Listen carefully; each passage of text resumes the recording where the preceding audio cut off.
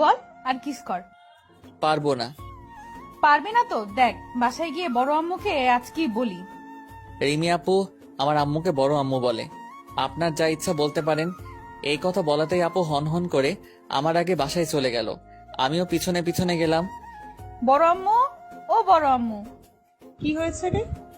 বড় আম্মু, তোমার ছেলে না কি করেছে বাদকটা? তোমার ছেলে না ক্লাস বাদ দিয়ে একটা মেয়ের সাথে আড্ডা দিচ্ছিল। আমি ক্লাস করতে বলছি বলে আমাকে অনেক বকেছে। কান্না করতে করতে বলল। আমি তো অবাক, কি ওভার অ্যাক্টিং। কি, ও ক্লাস বাদ দিয়ে মেয়েদের সাথে আড্ডা দেয়? না আম্মু, আপু মিথ্যা কথা বলছে। মোটেও না, আমার মেয়ে মিথ্যা বলতেই পারে না কখনো। তারপর আর কি, আম্মু সে কি রাগারাগি, এভাবে আমাকে অনেকভাবে ফাঁসিয়েছে। তারপর আব্বুর ব্যবসার জন্য আমরা ঢাকা চলে আসি। এই 4 বছরে আমি একবারও নানুর বাসায় যাই নাই, এমনকি রিমি আপুর বাসায়ও যাই নাই। আপনাদের কাহিনী শোনাতে শোনাতে আমার ফ্রেশ হওয়া শেষ। তারপর রেডি হয়ে চলে গেলাম নাস্তা করতে। নাস্তা করে বাইক নিয়ে চলে গেলাম স্টেশনে। স্টেশনে গিয়ে দেখি রিমি আপু একটা বেঞ্চে বসে আছে। আপু, আমি ডাকতেই আপু আমার দিকে তাকালো। আমাকে দেখেই রিমি আপু যা করলো, আমার তো লজ্জায় যায় যায় অবস্থা। আমি ডাকতেই আপু আমার দিকে তাকালো, আমাকে দেখে দৌড়ে এসে আমাকে জড়িয়ে ধরলো। আমি তো সেই লেভেলে লজ্জা পাচ্ছি, অনেক মানুষই তাকিয়ে আছে আমাদের দিকে। আপু কি করছো কি? সবাই দেখতেছে তো। দেখুক, আমার বরকে আমি ধরেছি।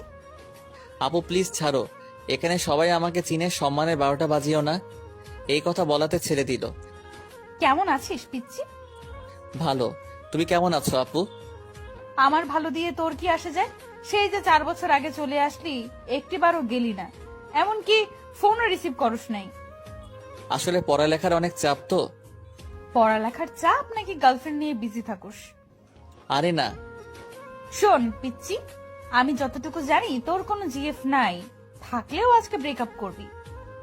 আপু এসব কথা রাস্তায় না বলি। ওকে, কিসে করে যাব? বাইকে। এতগুলো ব্যাগ কি করে নিব?